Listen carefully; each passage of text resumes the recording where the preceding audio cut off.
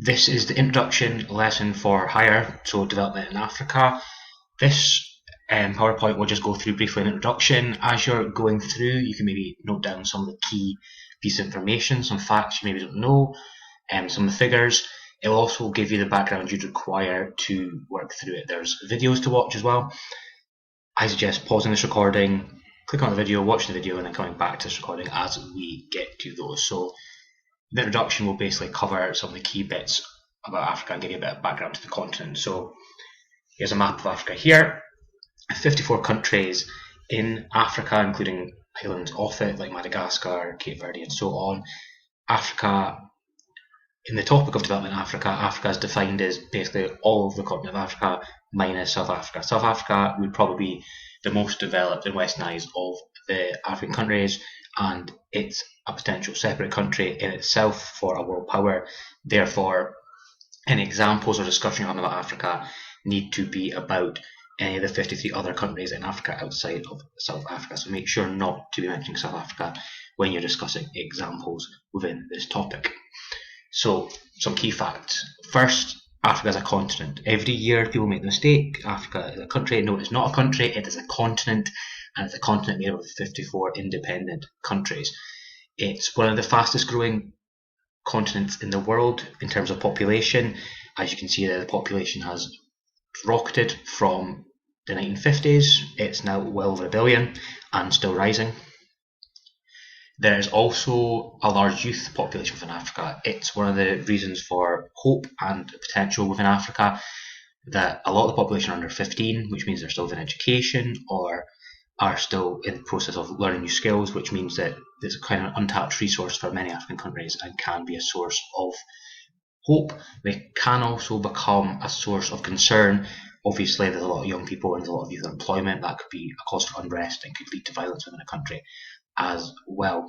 Within Africa, there's lots of undeveloped countries. Of the 54 countries in Africa, 34 of them are amongst the least developed in the world. A lot of Africa is living on less than $2 a day, some parts less than $1 a day, yet it is a really resource-rich continent. So basically what we're going to look at in this topic is why does Africa continue to be an undeveloped continent when it has got so many natural resources and so much potential to succeed and become a real influence around the world. The next few slides will give you a bit more information. As you talk about Africa, the continent, be aware that it's made up of lots of different groups, made up of lots of different countries, and within these countries there's different groups within them themselves, and these different countries and groups share many different languages, different histories, and different cultures. There's a few sort of key bits of information to be aware of for Africa before we move on and start looking at some of the causes of development in Africa. The first of these to be aware of is colonialism. So on the map on the right hand side of the screen you can see Africa, and you can see it divided into different coloured sections. So one of the important things to be aware of when thinking about the topic of undeveloped in Africa is the colonial past of Africa. Colonialism was the period of time where European powers decided to expand. They decided to expand and conquer and take over a new part of land. As land was discovered around the world, different colonial powers would take up different parts and they'd compete for control and authority.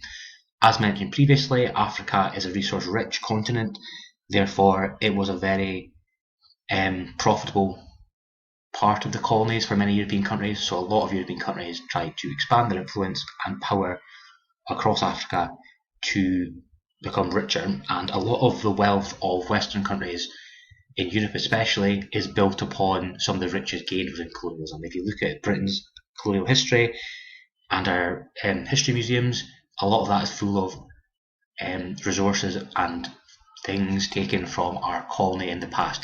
As you can see, Africa was colonised by many different countries. We've got in brown Belgian Congo, which makes up the Democratic Republic of Congo.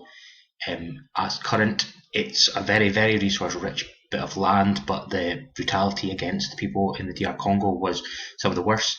King Leopold, the leader of Belgium at the time, was responsible for a lot of crimes against humanity within the Belgian Congo, and there's still a lot of ill feeling amongst people within Congo to this day. We've got the British parts in red, so Sudan, Egypt, Nigeria, so a lot of the southern bits of Africa. As well, we've got the French parts, a lot of North Africa, Algeria, Tunisia, and then Mali and Ivory Coast and bits up the top there as well. You can see there's Portuguese, Spanish and Italian, as well as a few German. There's lots of different colonial powers. Colonialism still has a role within Africa for many reasons. One might be language. A lot of these countries still recognise their colonial language as one of their primary languages. So, for example, a lot of these countries would still have French as a language taught in school, or English. There's also the implications of immigration. If you look at a lot of countries within Europe, France, for example, you can see that there's a lot of people from former colonies, countries like Tunisia, Algeria, Mali, Cameroon, and so on. A lot of these people have a legacy within that country. Same too with the Congolese Belgian population within Belgium. There's quite a considerable amount. So being aware of colonialism and the effect it has had on Africa is a really important part of this course. Everything links back to history. All of history is interconnected to the current time. Although this is more space, not history, it's still important to understand the link between what has come before and what is here now. As the countries were created, there were a lot of often created by colonial powers, which has led to sort of incomplete borders or strangely drawn borders, which has had effects as well for countries. And a lot of the loans and debt faced by Africa comes from the period of time after colonialism and the money that countries, newly formed countries, borrowed to afford independence and afford to build a state following the colonial period. So being aware of this map here, being aware of some of the implications of colonialism is important. We will come back to this briefly. There's a video you'll watch in the course to come up which touches upon the Belgian Congo especially. But being aware of colonialism and its legacy within Africa is an important part of this topic. Also important is religion. So there is a lot of religion in Africa. Africa is very religiously diverse. As you can see in this map, it tells you some of the major religions. Islam, Christianity, Hinduism, Judaism are all present in Africa. There's also some indigenous religions as well. You can see I tend generally that the countries in the north, above the Sahara, tend to be the countries that are majority Muslim. Below Sub-Saharan Africa tend to be mainly Christian countries, but obviously there's variations within each country. Religion can, on occasion, be a source of tension between different groups within countries and can lead to conflict. So again, being aware of the religious diversity of Africa and the importance of religion within Africa as well is a key part of this topic. Resources. This map just shows some of the resources available within Sub-Saharan Africa and Northern Africa as well. You can see there's a whole lot of resources there, lots of oil, uranium, iron ore, a lot of especially resources which are untapped, things like gold, diamonds. There's a lot of cobalt in DR Congo as well, the metal used for a lot of modern technology such as phones and so on. So you can see there's a lot of resources available in Africa. There are other crops as well, so foods and drinks, so like coffee, tea, cocoa and so on. These are important crops as well.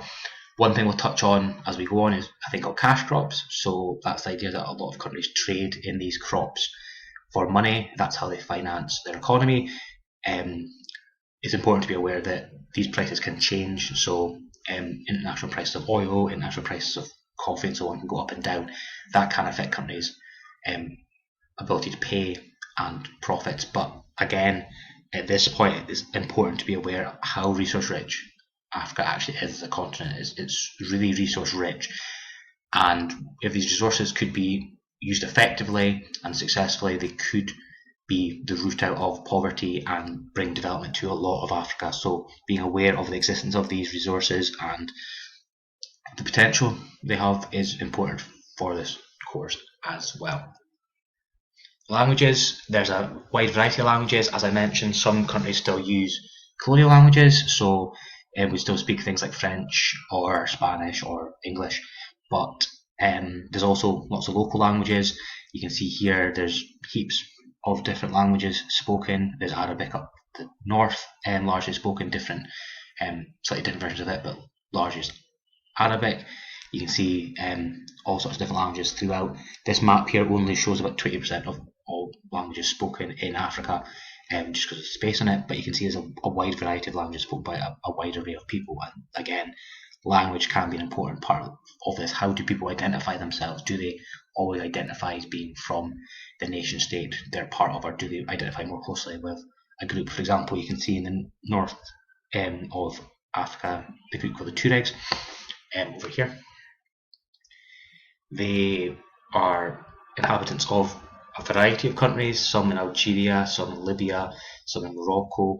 They live across a lot of states, Mali as well, but do they identify largely as Tuaregs, an ethnic group, or do they identify as being from the country they live in? Do they identify as Algerian, or do they identify as Tuareg? So again, there can be issues with identity within Africa as well. A lot of that can link to language or can link to religion. So being aware of a lot of these different languages within Africa is again a really important part of it.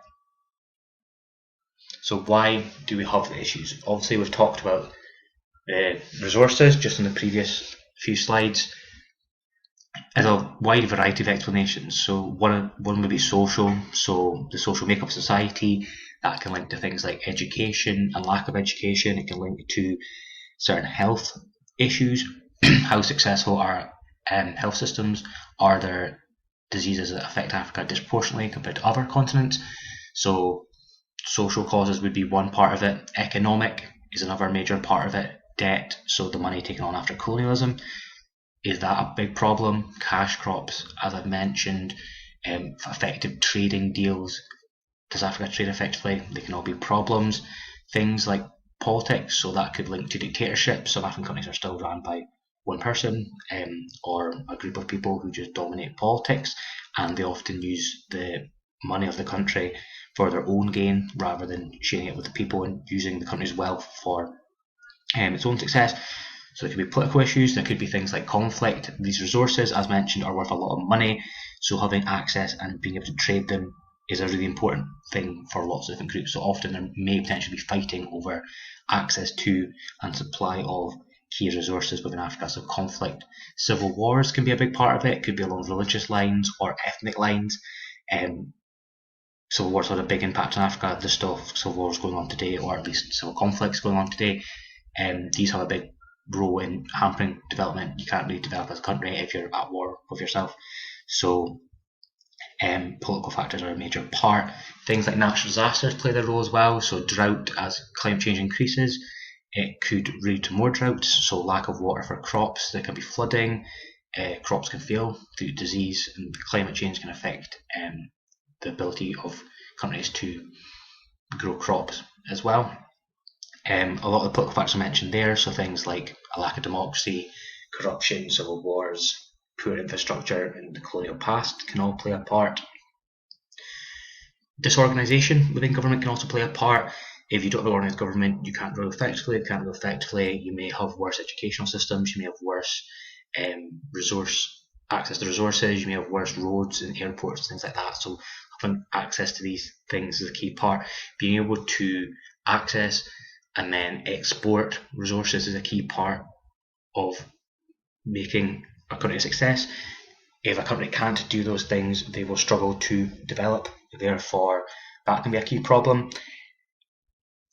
Before we start looking at the factors, it's probably important to know that there's not going to be one explanation for underdevelopment in Africa. It's not that there's going to be one single factor or one group of factors. So, for example, it's not just economic factors that cause underdevelopment. There is lots of different explanations, and it's probably a combination of several factors which has resulted in underdevelopment. So it's important as we go through the different factors and different causes, you acknowledge that it's probably a combination. And when you start thinking about your essay writing, one of the key things you want to try and do is analyse. So that also might include linking factors. So there'll be links between different factors. So poor governance may potentially be an explanation for a poor educational system. If you have a poorly organised government, you might not be able to provide a good education system. So there will be a crossover and overlap of different factors as we go on with the African topic and it being causes of underdevelopment. So as well as the different causes, another thing we will cover in the course will be the Millennium Development Goals. It's part of the responses to underdevelopment in Africa. So the United Nations, a group you've probably all heard of, they are a large organisation of lots of different countries, basically every country in the world. They've worked together to try and tackle the issues of underdevelopment in Africa. One of the things they set were the Millennium Development Goals. They were set in September 2000, and they basically, over a 15-year process, planned to tackle 8 key issues within Africa. They were designed to tackle things like poverty, poor education, access to resources, gender equality, and they were designed to try and really get a grip of underdevelopment in Africa. They set targets within them, and obviously 2015 has passed, so we are now able to review the Millennium Development Goals, see how much of a success they've actually turned out to be, how many of them been met, how many didn't quite meet their aims. But that is something we'll look at later in the course. What I would like you to do just now is watch the video.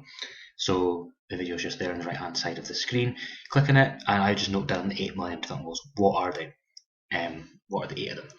Once you've done that, I would suggest this video here. So it will tell you a little bit about some of the things that have maybe happened or are in the process of happening within Africa.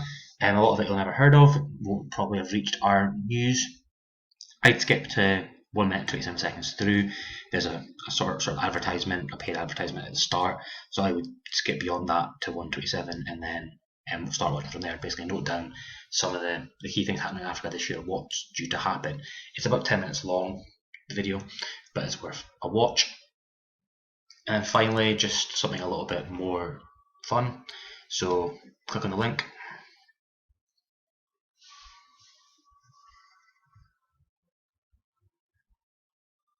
And we've got a can you name African countries quiz. You've basically got to try and name as many of them as you can in 10 minutes. There's 54, as mentioned before, so see how many of the 54 you can manage to get. I'll be impressed if someone can manage to get all 54.